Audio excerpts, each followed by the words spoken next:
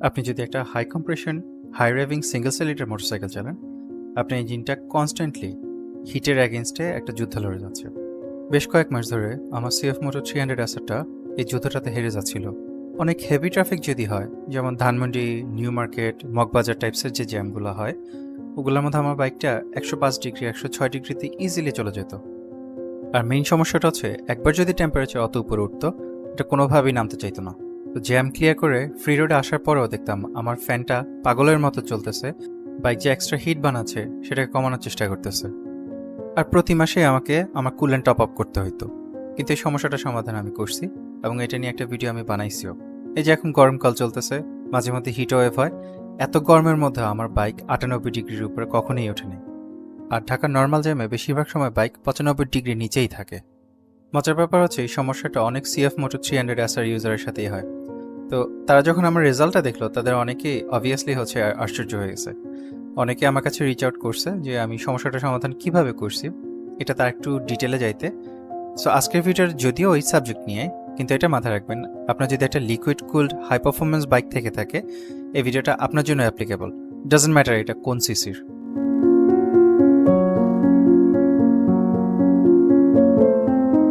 আমি গল্পটা বলতে বলতে একটা ক্লিপ হচ্ছে আপনাদেরকে দেখাবো। এটা হচ্ছে আমার কমিউট ছিল from Gulshan 1 through Tejgaon link road, through Mohakhali, through Moghbazar, through Shahbag to Puran Dhaka. এখন ট্রাফিকটা এরকম আপনার ক্লিপের মধ্যে দেখতে পাবেন। এই টাইপসের কন্ডিশনে আমার বাইকটা ইউজুয়ালি 100 ডিগ্রির উপরে এমনিতেই উঠে যাইতো, বাট আপনারা দেখতে পাবেন যে হচ্ছে কীভাবে টেম্পারেচারটা খুব ইনক্রেডিবলি স্টেবল থাকতেছে। ক্লিপটা ফাস্ট ফরওয়ার্ড করা, just watch it while I tell you the story. আপনারা যারা আমার চ্যানেলটা নিয়মিত ফলো করেন তারা জানেন যে কিছু মাস আগে আমি আমার বাইকের যে ইঞ্জিন অয়েলটা, সেটা সেল অ্যাডভান্স আলট্রা থেকে অ্যামজ অয়েল হচ্ছে চেঞ্জ করছি।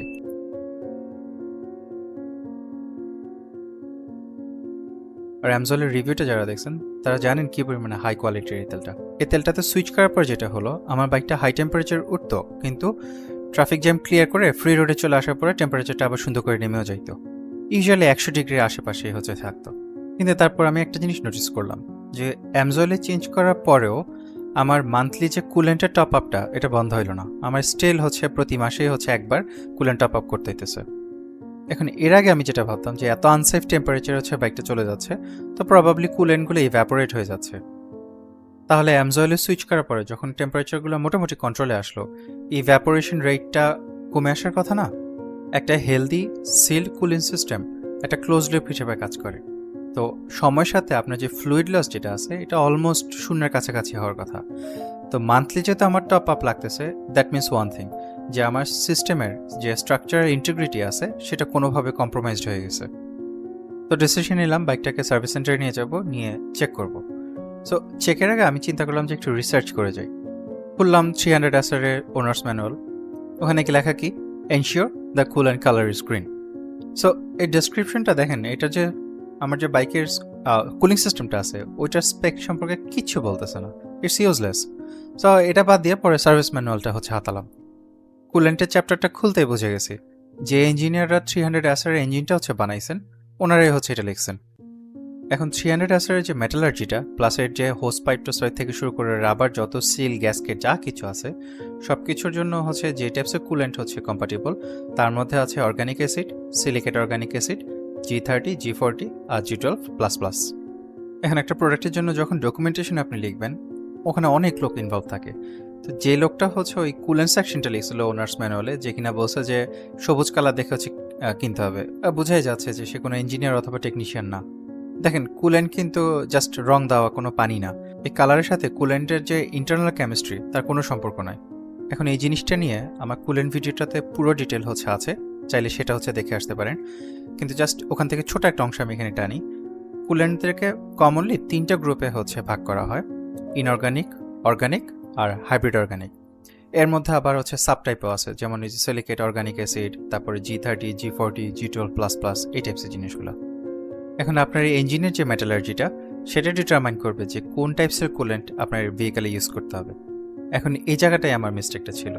মডার্ন হাই পারফরমেন্স যে গাড়িগুলো আছে ওগুলোতে সবুজ কালারের যে কুলেন্টগুলো ইউজ করা হয়, এগুলো ইউজুয়ালি হাইব্রিড অর্গানিকই হয়।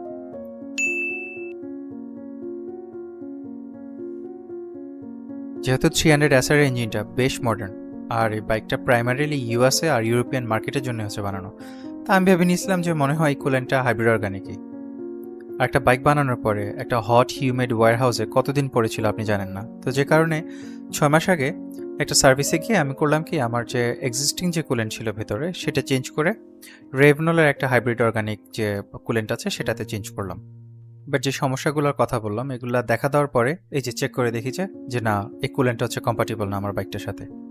তার উপর আরও বাজে একটা কাম করছি আমি, সেটা হচ্ছে আমার কুলেন্টটা যখন চেঞ্জ করি আমার ফ্লাশ দেওয়া দরকার ছিল বাইকটাকে, কিন্তু সেই ফ্লাশিংটা আমি করি নাই, যেহেতু ভাবছিলাম যে দুইটা কুলেন্টই হচ্ছে কম্পাটিবল। সো ভুল তো যা আবার হয়েই গেছে। তাই মিস্টেকটাকে রেকটিফাই করার জন্য এবার যেটা করলাম, I decided to start from zero. প্রথমে একটা কম্পাটিবল কুলেন্ট খুঁজে বের করলাম, সেটা ছিল হচ্ছে চ্যাম্পিয়নের ইভো ডাবল এন। এখন কোরোশন প্রোটেকশন হিসেবে এটার ভিতরে ফসফেট সিলিকেট অর্গানিক অ্যাসিড দেওয়া, not quite silicate organic acid. But এটা টেকনিক্যাল ডেটা শিটে ক্লিয়ারলি স্টেট করা যে এটা G13, G12++, G12+, G11 এই টাইপসের অ্যাপ্লিকেশনের জন্য কম্পাটিবল। সো এই কুলেন্টটা অ্যাকচুয়ালি 300 SR যে ইঞ্জিনটা আছে সেটার সাথে কম্পাটিবল। তারপর 2 বোতল ডিস্টিলড ওয়াটার কিনলাম 1 লিটার করে, প্রত্যেক লিটার হচ্ছে 30 টাকা করে পড়ছে। এখন যে দোকানদার ভাই ছিল উনি বলছিলেন আমার যে ভাই 5 লিটারের দাম হচ্ছে 80 টাকা, ওইটাই নিয়ে যান। দিন শেষে বুঝছেন আমিও তো বাঙালি, একটু বেশি বুঝি, আমি জাস্ট 2 লিটারই কিনে নিয়ে চলে আসছি। ডোন্ট ডু দিস, আপনি 5 লিটারের যে বোতলটা ওইটাই কিনেন। বলতেছি কেন এটা।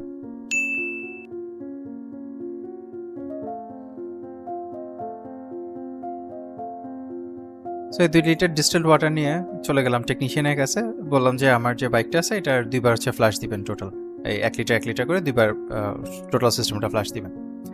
সো টেকনিশিয়ান যিনি আছে উনি আমার হাতের যে ডিস্টিলড ওয়াটার বোতলটা সেটা দেখে বলছে যে ভাই পানি তো বাইকের ক্ষতি করবে, তার থেকে বরং বাথরুম থেকে নর্মাল যে পানি আছে আমরা ওইটা নিয়ে আসি, ওইটা দিয়ে বাইক হচ্ছে ফ্লাশ করি।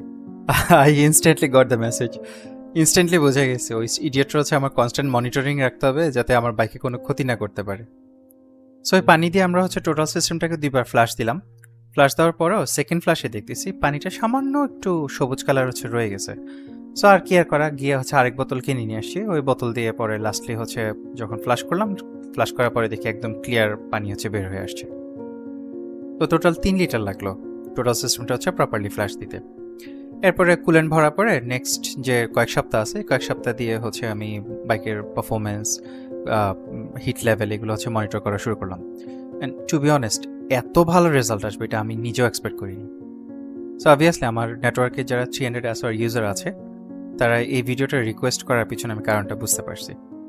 And I decided to make the video, কারণ আমার বিশ্বাস এই সেম ইস্যুটা আমাদের বাংলাদেশি যত লিকুইড কুল বাইক আছে এগুলোর একটা বড় একটা অংশকে হচ্ছে হন্ট করতেছে।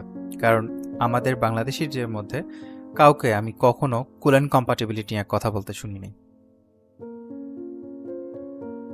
এবার আসেন আলোচনায় ঢুকি যে কাহিনীটা কি হচ্ছে এখানে। দেখেন সিএফ মোটর 300 SR যে ফ্যাক্টরি কুলেন্টটা ছিল এটা ছিল ওএটি বেসড অর্গানিক অ্যাসিড। ওই কুলেন্টটাকে কোনো প্রকার ফ্লাশিং ছাড়াই রেভনলের হাইব্রিড অর্গানিক যে কুলেন্ট আছে সেটা দিয়ে রিপ্লেস করছি আমি। So obviously to some extent 2 টাইপসের কুলেন্ট হচ্ছে মিক্স আপ হয়ে গেছে। এখন 2 টাইপসের কুলেন্ট আপনি যখন মিক্স করবেন, যেমন অর্গানিক অ্যাসিড আর প্লাস হচ্ছে হেভি মিনারেল অথবা সিলিকেট বেসডের হাইব্রিড অর্গানিক যে কুলেন্ট আছে, তখন এই যে ফ্লুইডগুলোর কেমিক্যাল যে স্ট্যাবিলিটি আছে ওইটাকে হচ্ছে আপনি নষ্ট করে ফেলার একটা রিস্ক থাকে। এখন একটা সম্ভাব্য জিনিস হইতে পারে এই 2 টাইপসের কুলেন্ট মিক্স আপ করার কারণে সিলিকেটে কিছু ড্রপ আউট এই কুলিং সিস্টেমের মধ্যে ঢুকে গেছে। এরা আমার যে রেডিয়েটর টিউব আছে, ইঞ্জিনের যে ইন্টারনাল ওয়াটার জ্যাকেট আছে ওগুলোর মধ্যে ঢুকে থার্মাল ইনসুলেটর হিসেবে কাজ করতেছিল। আর প্লাস এগুলো কিন্তু হাইলি অ্যাব্রেসিভ, সো শিরিষ কাগজ ধরতে পারেন আর কি। শিরিষ কাগজের মতো আমার যে ওয়াটার পাম্পের যে মেকানিক্যাল সিলটা আছে ওইটারে ঘষে ঘষে ঘষে ঘষে নষ্ট করে দিছে। এখন আমার ল্যাঙ্গুয়েজ নিয়ে আমাকে একটু কেয়ারফুল হইতে হইতেছে, কারণ আমি আপনাদের কাছে প্রুফ করতে পারবো না যে এই 2 টাইপসের কুলেন্ট মিক্স করার কারণে ওরা আমার হচ্ছে ওয়াটার পাম্পের যে সিলটা এটা হচ্ছে নষ্ট করছে, কারণ আমার ওই কুলেন্টের ল্যাবরেটরি অ্যানালিসিস হচ্ছে আমি কখনো করতে পারিনি। বরং আসেন আমরা যেটা জানি সেটা নিয়ে হচ্ছে কথা বলি। মাথায় রাখেন একটা টোটাল কুলিং সিস্টেম কিন্তু একটা সিল সিস্টেম, কেমন, এটা একটা নির্দিষ্ট প্রেশারে থাকে। তো আপনার ওয়াটার পাম্পটা যদি ফেল করে আপনার পুরো সিস্টেমে যে টোটাল প্রেশারটা এই প্রেশারটা হচ্ছে নিচে পড়ে যাবে। ওইটা যদি নিচে পড়ে ওইটা যে লিকুইডটা থাকে ওখানে ওইটার বয়লিং পয়েন্ট হচ্ছে সিগনিফিকেন্টলি ড্রপ করবে। এখন আপনারা যারা হাই স্কুলে সায়েন্স পড়ছেন তাদের কি মনে আছে মাউন্ট এভারেস্টে পানি ফোটানো কেন খুব সোজা? কারণ ওখানের প্রেশার কম তো যে কারণে পানিকে অত বেশি গরম করতে হয় না এটাকে ফুটানোর জন্য। এই সেম জিনিসটা একটা সিল্ড কুলিং সিস্টেমে হয়। কুলিং সিস্টেমগুলো একটা প্রেসারে থাকে, প্রেসারে থাকার কারণে এটার ভিতরে যে পানি থাকে পানিগুলো অনেক বেশি টেম্পারেচার গিয়ে ফুটা শুরু করে, এর আগে ফুটে না। এখন ওইটা যদি লিক হয় বা কোনো ফুটাফাটা বা কিছু যদি হয় যেটা কারণে প্রেশারটা ড্রপ করতেছে, প্রেশার ড্রপ করলে এই অনেক কম টেম্পারেচার আছে এই পানিটা ফুটা শুরু করবে। আর কুলেন্ট ফুটা শুরু করলে কিছু ভেপর পকেট হয়, এগুলা গিয়ে আপনার ইঞ্জিনের যে সিলিন্ডার হেড আছে ওখানে গিয়ে লোকালাইজড হটস্পট ক্রিয়েট করে। আর তাছাড়া প্রেশার ড্রপের কারণে বাইরে যে বাতাস আছে এটা আপনার সিস্টেমে ঢোকা তার জন্য অনেক ইজি হয়ে যায়। এখন 300 এসআর ক্ষেত্রে প্রেশারটা কত? 90 থেকে 120 কিলো প্যাসকেল বা 13 থেকে 17.4 পিএসআই এর মধ্যে। এখন এই প্রেশারটা যদি মেনটেন না করতে পারে বাইকটা, তখন দেখবেন যে ইঞ্জিনের যে হিটটা এটা যতক্ষণ না তার ধরে রাখার কথা তার থেকে বেশি সময় সে ধরে রাখতেছে। কেন? ওই যে থার্মাল ট্রান্সফার প্রপারলি হচ্ছে না। এই পুরো এক্সপ্লেনেশনটা আমার যে সিমটম আছে সেগুলোর সাথে পারফেক্টলি ম্যাচ করছে। There is one more important thing here. মোটরসাইকেলের যে ইঞ্জিনগুলো আছে এগুলো গাড়ির থেকে অনেক বেশি হাই রেভ করে, তো যে কারণে ওয়াটার পাম্পটা যেটা আছে এটা এক্সট্রিম স্পিডের মধ্যে ঘুরে, যে কারণে আপনার পাম্পের যে ইম্পেলারগুলো আছে ওগুলোর মধ্যে কিছু মাইক্রোস্কোপিক ভ্যাকুয়াম বাবল ক্রিয়েট হয় যেগুলোকে ক্যাভিটেশন বলে। এই বাবলগুলো গিয়ে যখন আপনার গরম ইঞ্জিনের ওয়ালের মধ্যে লাগার সাথে সাথে এরা ছোট ছোট ছোট ছোট কিছু হটস্পট ক্রিয়েট করবে। এইভাবেই আপনার হিট ট্রান্সফারটা যেটা আছে সেটা এফেক্টেড হচ্ছে, আর দেখবেন আপনার বাইকটা তার যে হিট আছে এটা ছাড়তে তার স্ট্রাগল করতেছে। এক্স্যাক্ট এই সিনারিওটা প্রিভেন্ট করার জন্য অর্গানিক অ্যাসিডের যে কুলেন্টগুলো আছে ওগুলোকে হাইলি অপটিমাইজ করা হয়। আমার যে চ্যাম্পিয়ন কুলেন্টটা আছে সে একটা চ্যাম্পিয়নের মতে আমার বাইকটাকে ঠান্ডা রাখার এটা একটা কারণ।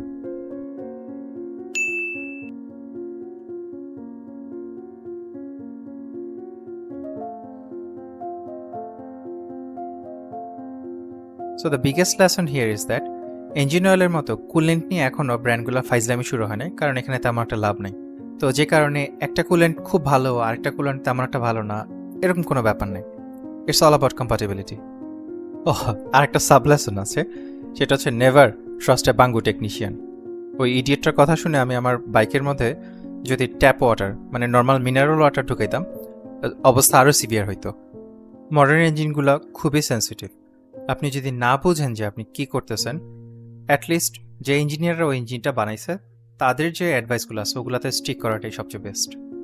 যে জায়গাটাতে আমি একটু ডিফার করব সেটা যেহেতু আমরা বাংলাদেশের মতো হট আর হিউমিড একটা কান্ট্রিতে বাস করি, ব্রেক ফ্লুইড, কুলেন্ট এই টাইপসের যে ফ্লুইডগুলো এগুলো ইউজুয়ালি ইঞ্জিনিয়াররা রেকমেন্ড করে যে 2 বছর পর চেঞ্জ করতে।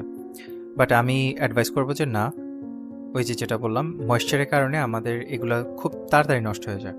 তো মোটামুটি 1 থেকে 1.5 বছরের সাইকেলটা রাখাটা আমাদের জন্য মাছ সেফার। আর আপনি সব কিছু ঠিকঠাক রাখার পরও যদি দেখেন আপনার বাইকটা ওভারহিট হচ্ছে, একটা প্রপার সার্ভিস আপনার বাইকটাকে হেল্প করলেও করতে পারে। কারণ অনেক সময় দেখা যায় কি আমরা কুলেন্ট যখন রিফিল করি ইনএভিটেবলি ওই সিস্টেমটার মধ্যে বাতাস ইন্ট্রোডিউস করে ফেলি ভুলে। এখন পুরো সিস্টেমটাকে ড্রেন দিয়ে আবার ফ্রেশ ফ্লুইড যখন ঢুকাবেন না, তখন ওই বাতাসটা বের হয়ে যাইতেছে, তখন দেখবেন আপনার বাইক আগের মতো পারফরমেন্স দেওয়া শুরু করছে। বিফোর আই ক্লোজ, আরেকটা ইন্টারেস্টিং জিনিস আপনাদের সাথে শেয়ার করতে চাইতেছি। এই যে দেখেন এই মাইলেজ ফিগারগুলো আমার যখন শেল অ্যাডভান্স আলট্রা ছিল আমার বাইকটাতে তখনকার মাইলেজগুলো ভার্সেস এই মাইলেজগুলো দেখেন। এগুলো ওই যে অ্যামজলে চেঞ্জ করার পরে দেন গিয়ে কিছুদিন আগে যখন কুলেন্টটা চেঞ্জ করলাম দেন মনিটর করা শুরু করলাম যে মাইলেজ কেমন দিচ্ছে এই মাইলেজগুলো। এখন আপনাদেরও যদি সিমিলার এক্সপিরিয়েন্স হয়ে থাকে আমাদেরকে জানান যে আপনি কি বাইক রাইড করেন, প্লাস কী ধরনের টেম্পারেচার আপনি হেভি ট্রাফিকে দেখতেন। আমি শিওর আপনার এক্সপিরিয়েন্স থেকে আমরা যে পুরো কমিউনিটি আছে তারা কিছুটা হেল্প পাবে।